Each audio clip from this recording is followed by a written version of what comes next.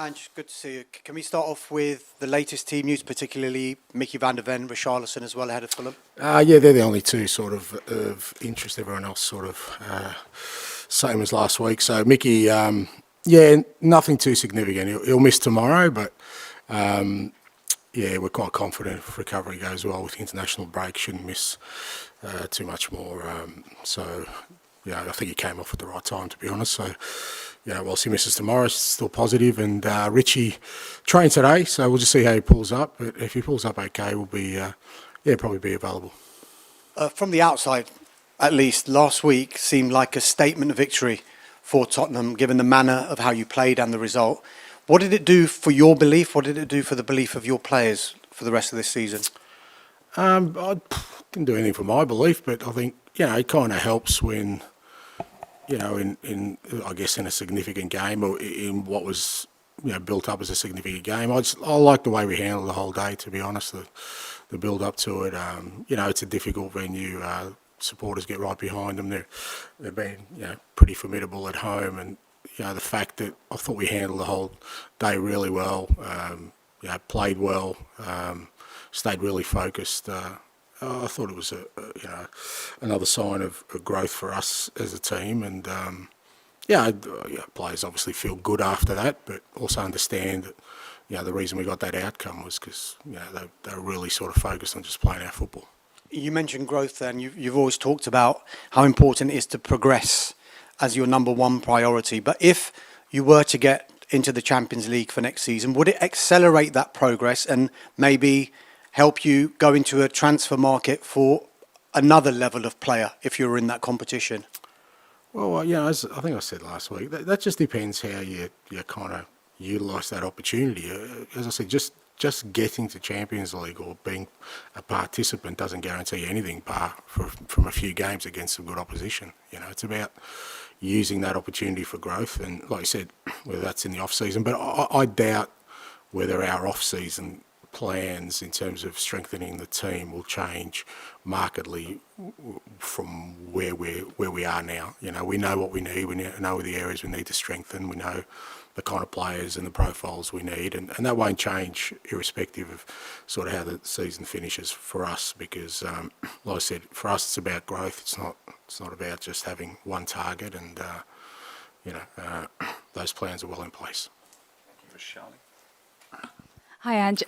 If Radu starts tomorrow, that will be his first Spurs start. So I just wondered, how do you feel he complements Christian Romero at the back when compared to Mickey van der Ven? Yeah, I'll take the suspense out of it. He'll start tomorrow. So.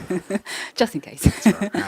No, look, it's a good opportunity for him. We obviously brought him in with a view that it was quite evident that we were very short in that area, and you know, he'd had a good sort of, very good half season in Italy, and you know, he's had to be patient for his opportunity, which is not surprising because, you know, Mickey and Romero have been outstanding for us, and with only a game a week, virtually sometimes not even a game, he's had to be patient. But he's worked hard at training, and as I said to him when we signed him, you know, I couldn't guarantee him, well, not guarantee him, I couldn't tell him when he'd get an opportunity, but he would get an opportunity, and I thought he did well when he came on the other day. It was good that the team was already in good rhythm, even though you know, the scoreline was still, I think, 0-0 at the time, but he contributed to sort of the way we finished that game. And you know, he's a pretty self-assured young guy. You know, he has belief in himself. You know, he's got some really good people around him, and you know, I think he can bring something else to us as a team. He's a very, very good defender, and you know, he's very, very strong in the duels, and I think we're going to need that tomorrow. And in terms of your opponents tomorrow, Fulham, I mean, what kind of a challenge are you expecting from them? A tough one. You know, particularly there at Craven Cottage, and Marco's always, you know, whatever team he's got, you know, he has them well organised, and you know, they've been scoring some goals as well lately. I think their front three are a threat for sure. So, yeah, there's some obvious strengths they've got there, but no different to last week for us. We understand we've got to play to our capabilities, but if we do and have that sort of focus we had last week around our football, then we know we're going to be hard to stop. And finally, from me, you've got quite a few players going away on international duty. I mean, what will be the sort of general plan for the next couple of weeks from your point of view? I guess not too unusual from sort of other international sort of windows. We won't have many left here, so we'll do our work with them, and the rest will have obviously their commitments. And I think when we get back, I think we've got Luton on Saturday, so I think most of the boys are back sort of Thursday, Friday that week, so not unusual for us. But right now the boys are just focused on Fulham tomorrow, as am I, and we'll look at the internationals after that. Hi, Ange. Can I check on the progress of Manor Solomon? Yeah, no real progress. Still, he's still in that sort of position of, he's not really comfortable with where he's at. So, again, we'll just give him the time he needs to get to the place he needs to be to recover. But I think the medical team's sort of looking for some other strategies now. Okay. And at previous football clubs, you've kind of mentioned a moment maybe when you saw that the team or the club had really bought into your methods, or everyone did. Have you had that yet at Spurs? And if so, when was it? Well, it's hard to say because I usually talk about that stuff after we've achieved something. So, until you can't actually achieve something, it's hard to pick seminal moments because they all could be false dawns. So, what's important, like I said, have we progressed? Yes. Have I seen growth, both in individuals and as us as a team collectively? Have I seen, the environment improve? All those things are there, but, when you're looking for sort of key or pivotal moments, it's better to reflect on those after you've done something. Yeah. And talking of improvement and progress, you've often spoken about Brennan Johnson, getting him into the right areas as with all the wingers. How impressed have you been of how much he seems to have taken on board? Yeah, no, he's been great. I think I said that it's probably, for a younger player, it's the hardest sort of area of the pitch to kind of, come in and make an impression, because you're usually only sort of judged by one thing, and that is, your sort of goal involvements, and everything else in your game doesn't really register. So, especially for a young person like Brennan, who's coming to, obviously, to a big club and with a significant transfer. But I thought he handled it well, at every sort of juncture. He's taken the information on board. He's worked really hard in the areas we've asked him to work hard in. He's already got great qualities. That's why we bought him here. And, he's beginning to get the rewards now, but, that doesn't mean that stops. And that's the beauty of, I guess, for him and for all the guys, it's not about sort of being satisfied where you're at, and if they keep having that attitude of wanting to improve, and that's going to make us a stronger team and them key contributors. Just wondered, Ange, presumably, as from answers you've given before, you would have watched the Champions League games this week.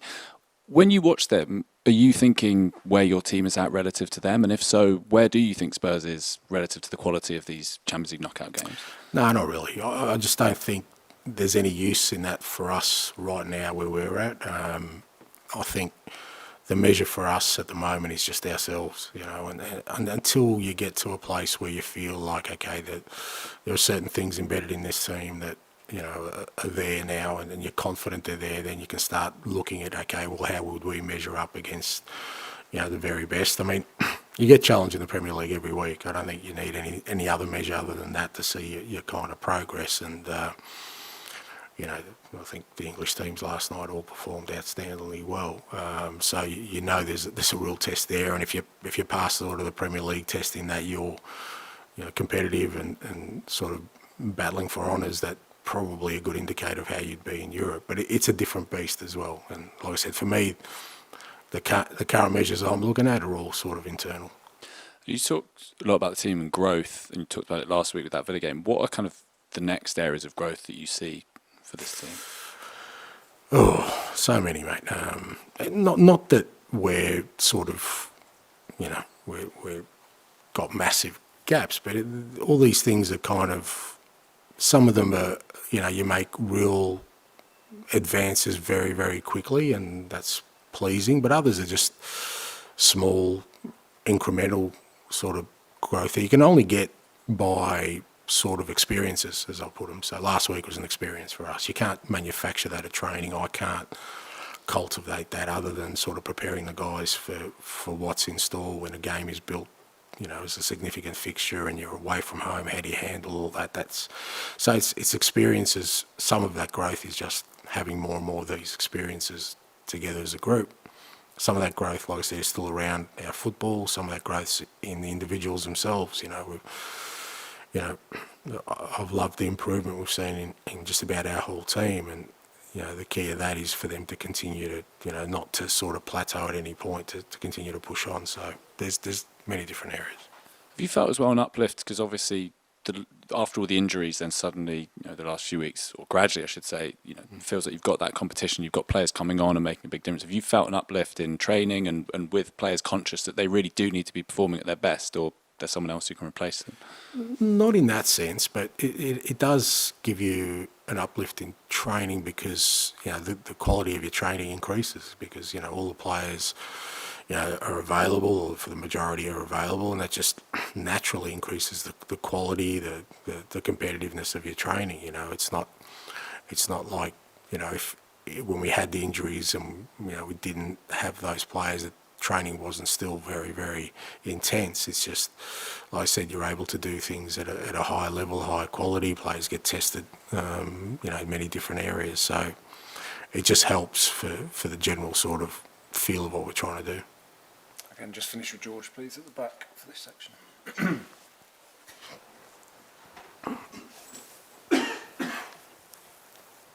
Hi, Ange. I just wanted to check on team news aside from Mickey and Richarlison. Is everyone else in the camp okay? Yeah, from last week, yeah. And going back to Radu Drăgușin as well, I mean, obviously you had belief in him, hence why you've signed him, but I guess until you see someone sort of go through an experience, you don't know how they'll handle it.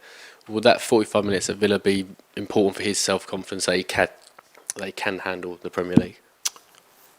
Look, to a certain extent, but, like I said, he's not, he's got a fair bit of self-belief anyway, and that's why he made the decision to sort of come to us, knowing it's a challenge for him to get some game time. It's the toughest league in the world, I don't think he shied away from that. So, but every experience you have, like I said before, gives you an opportunity for growth. And, it was good to get him some game time last week because I think if you look post-international break, at this stage we've got one midweek game.